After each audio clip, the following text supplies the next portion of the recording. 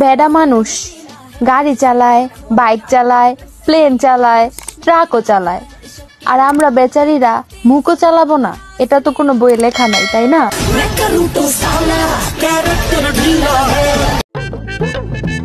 এই জানো, বিয়ে বাড়িতে না মেয়েরা একে অপরের জামা কাপড় দেখে জ্বলে, আর ছেলেরা একে অপরের বউকে।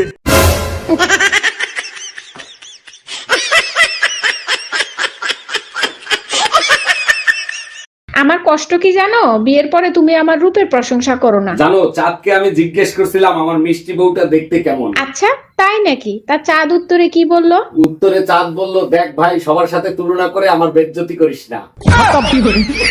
Bye bye, tata, good bye.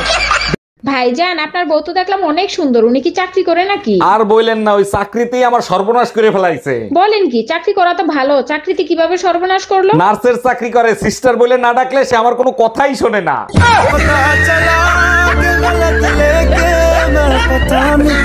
আমাকে একটু ডাক্তারের কাছে নিয়ে যাবে, আমি রাতে চোখে কিছুই দেখি না। আজলামি করার জায়গা খুঁজে পাও না, রাতে ঘুমায় থাকলে কেউ চোখে দেখে? সত্যি বলছি, সজাগ থাকা অবস্থায়ও চোখে কিছুই দেখি না। চোখে না দেখলে কালকে রাতে তুমি আমার খাবার দিলা কি করে? আরে বাবা, তখন তো কারেন্ট ছিল। ওই মিয়া, মোবাইল বেচার সময় আপনি না বলছিলেন মোবাইল 1 বছরের ভেতর কিচ্ছু হবে না? হ্যাঁ কইছি তো, তো হচ্ছে কি মোবাইল চুরি হয়ে গেছে। মারো মুঝে মারো। এই শোনো না, বলছি ও ঘরের ফ্যানটা কে সারালো? কেন, রতনদা? রতনদাই তো বললো যে বার্গার দাও, না লিখিস দাম, ফ্যানটা সারিয়ে দেবো। তুমি নিশ্চয় বার্গার দিলে।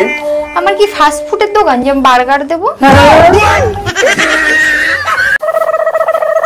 আচ্ছা, এই আমি যে তোমার উপর এরকম চোটপাট করি, তোমার রাগ হয় না? হ্যাঁ হয়তো, কেন হবে না?